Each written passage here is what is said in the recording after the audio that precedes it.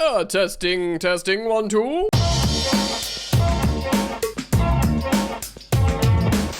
Hey guys, what's going on? And welcome on back to Football Therapy with me, your host Jan. I do hope you're doing well, mate. As always, I really do hope that. And welcome back to Chelsea News, which of course is the daily series here on the channel where I reflect on what's been said about Chelsea, giving you my thoughts, feelings, and opinions on it. More importantly, asking for yours. In today's video, Big Tommy Took speaks to Liam Delap about joining England. Tyrique George could be gone in a couple of months, less than that, 6 weeks in a January transfer window. Lots of clubs interested. Filip Jorgensen wants to leave as well. I personally wouldn't miss him, but apparently Chelsea want to keep him where he is, at Chelsea.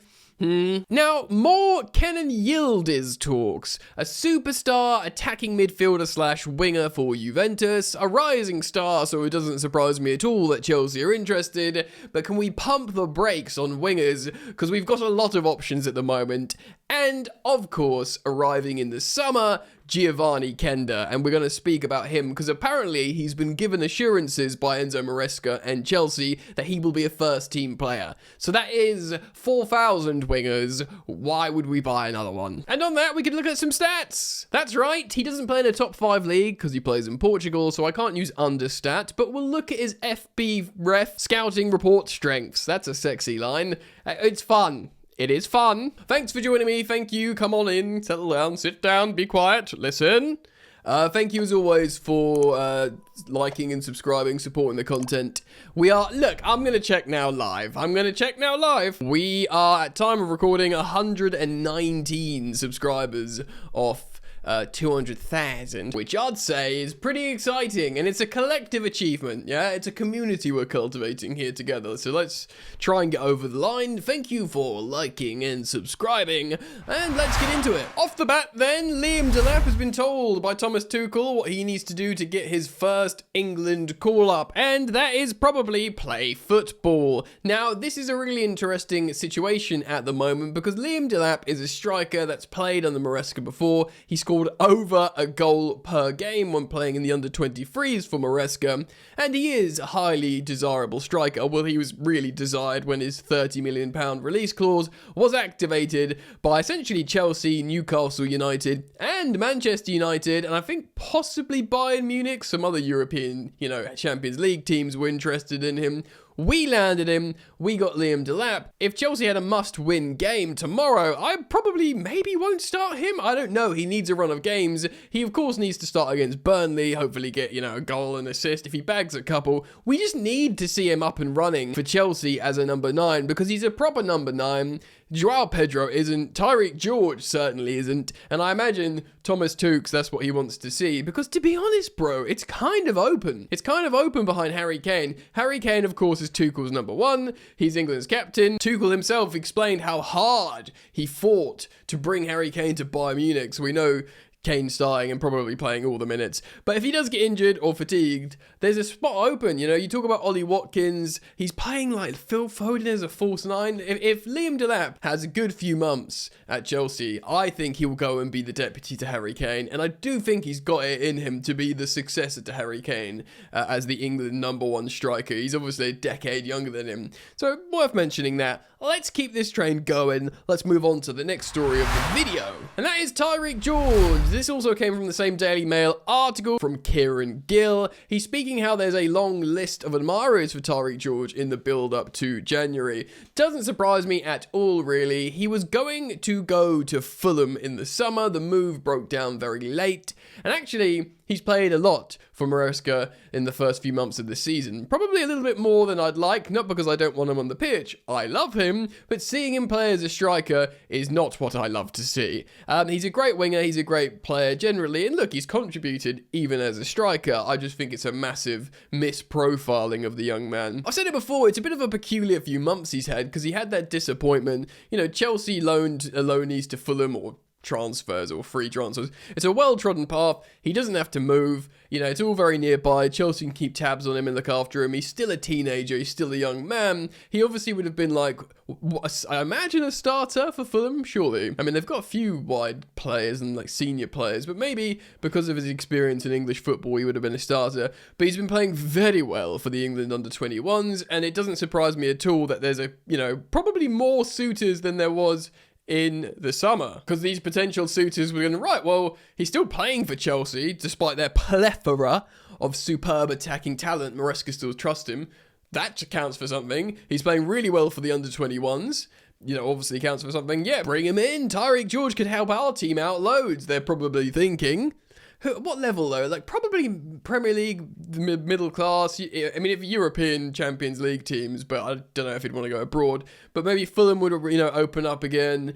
Crystal Palace look like they need some rotation eventually. If you could get one of those like London moves or Brentford, I don't know if we do loan moves to Brentford, but it'd be very interesting to see what we do with Tyrique George. When the league phase ends of the Champions League and you're only playing knockout games, you're no longer playing Cardiff in the FA Cup, or is it League Cup, sorry. So when, games start getting harder, and I do think he's trusted by Maresca, but instead of bringing on a Tyrique George, he might be bringing on a Joao Pedro who's not started. Do you know what I mean? It might be trickier. Anyway, Tyrique George, January exit. Let me know what you think. Where's he going to go? Now, let's move on and speak about goalkeepers. So, many of you may have seen this. Filip Jorgensen apparently considering his options to exit Chelsea come the January transfer window. I'm getting this headline from the Mirror, but many of you would have seen this on social media on X. Originally, Fabrizio Romano saying that Filip Jorgensen is considering his options. He wants to leave Chelsea in January because he wants to get playing time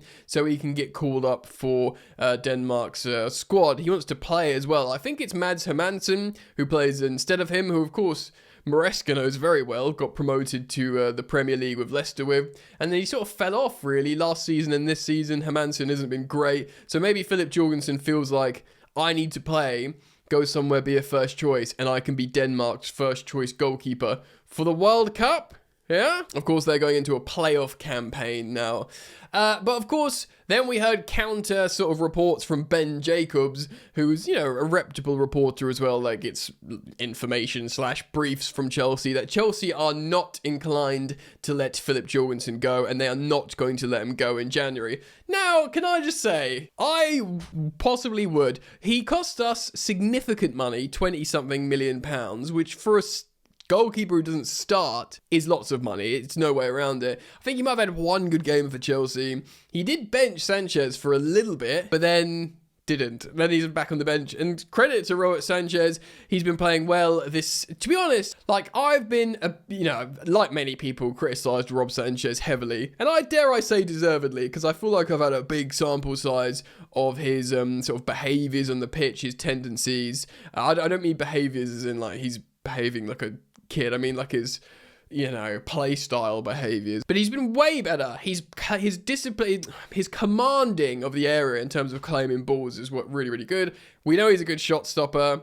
Now and again, he can pass the ball well. His biggest flaw, and it can be, as big as a chasm sometimes, is his decision-making. I know some of you tried to defend his red card against Man United. I will not align myself with that. I think it was one of the mistakes. He went through that period at Chelsea where he was just doing a howler every game. The fact that he's 28 years old now as well, I'm not thinking, he's like Penders, he's 20 years old. Give him time, he's a child. No, he's not only is he like a senior player, he's played in the Premier League for years between Chelsea and Brighton. So I'm not completely convinced yet, but he did end last season well. He had a good Club World Cup, and generally, apart from that red card at Old Trafford, he's played broadly well for Chelsea. So yeah, keep him in goal. But second choice, I would literally genuinely watching Jorgensen this season, or the few times he freaks me out. I'd play Gaga Slanina even without seeing him.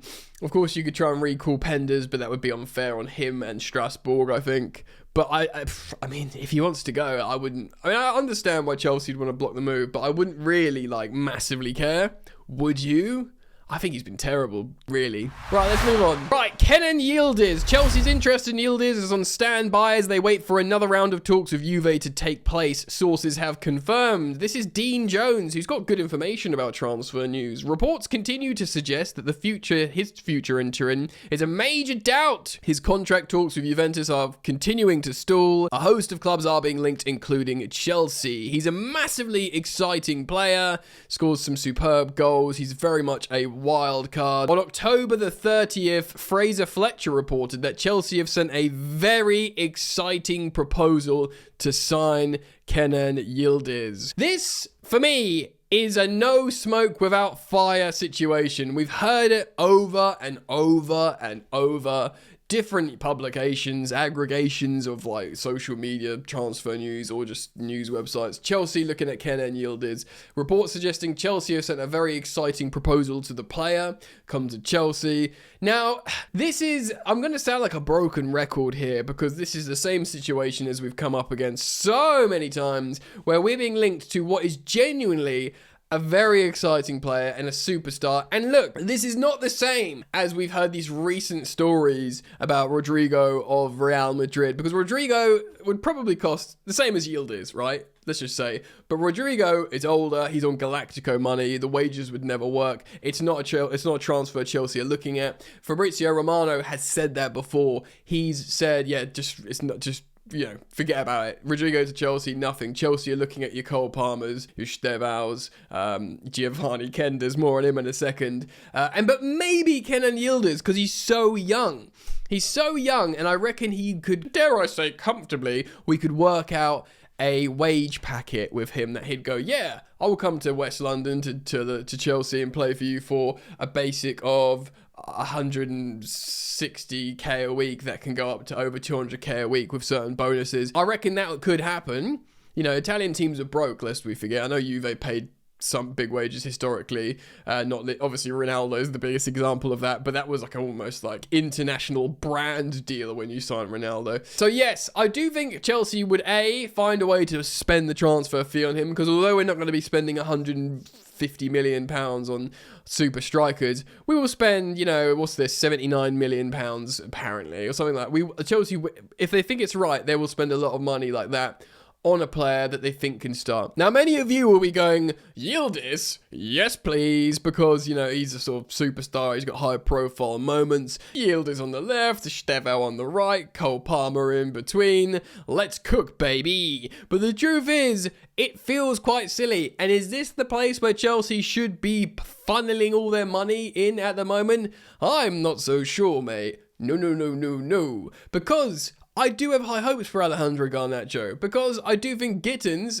is good. I mean, Chelsea chased Jamie Gittins for so long. They were despo for him. They really, really, really wanted him. They profiled him as the exact player they want to get. They probably, the way they chased Garnacho for freaking seemingly a best part of a year as well, they probably thought, right, for the left-hand side, two young players, slightly different profiles of player, Gittins and Garnacho, both can do what we want. Both Maresca can coach and work with. Great, let's move with that. Very happy. Fine. But, why do you need someone else? Also, Joao Pedro can play on the left. Also, Pedro Neto can play on the left. You don't need 4 players that can play on the left. It's silly. 5. Sorry, if you add Kenan Yildiz, 5. And unless you're trying to, immediately sell Git. I mean, I don't think they'd sell Garnacho.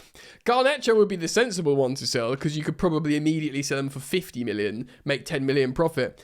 If you sold, Gittins at the moment, you make a loss, Gittins is, people need to see him play and operate at the Premier League and score goals for us to justify his 48.5 million, 50 million quid for him. Do you know what I mean? Garnacho's 40 million, basically 10 million less, and we have seen him operate at Premier League level. So it's super tough. And of course, Yildiz is playing in Italy. He's not playing in the Premier League. It will be one of those exciting signings that you go, maybe you do some mental gymnastics in your head to go, get him in. But then you remember that Chelsea are signing we've signed Giovani Kender, who joins in a matter of months. So let's speak about him now. Now, Bobby Vincent of Football.London has done an article on Giovani Kender speaking about a few elements of his transfer. He says it's understood that Chelsea have communicated with Giovani Kender that he will be a part of Enzo Maresca's first team plans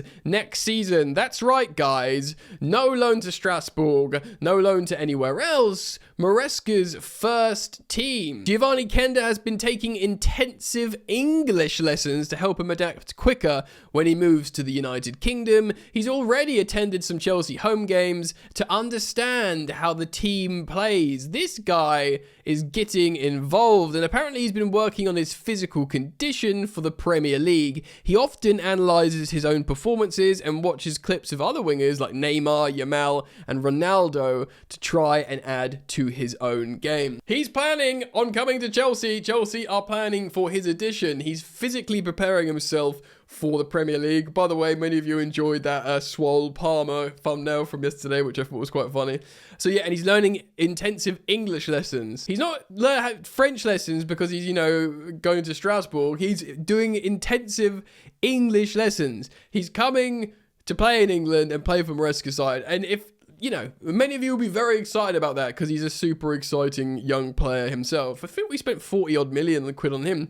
See, this is why I think the Yildiz thing's silly sausage business, because we simply do not need him. We've got Gittins, Garnacho on the left. All right, let's Neto. Okay, so let's do it like this, yeah?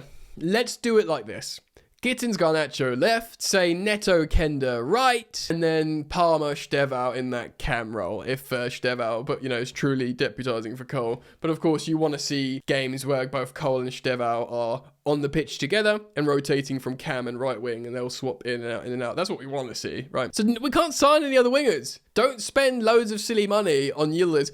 If he signs, I'll just laugh. I'll cover it. It'll be on here on YouTube. I'll find it very funny. I'll be excited to see him. I'll be very concerned. I'll be frightened about what's going to happen to the other players. But, you got to just let yourself get swept away in this silly footballing tornado that is called Chelsea Football Club and see where you land. Certainly won't be in Kansas, I'll tell you that much. Yeah, it's nice that he's getting ready physically, mentally, learning the language. I mean, obviously, we've got 3 Brazilians, Portuguese player, so lots of Portuguese speakers, and I think he'll be fine. But on the subject of Giovani Kender, let's use the stats page and look at his scouting report on FBref for his strengths, to just see what he's doing in the Portuguese league. Right. Here he is. This is his strengths. Well, 3 metrics in the 99th percentile. At the top, throw-ins taken. 99% of throw-ins taken. You'll never sing that. I mean, that doesn't mean much to me.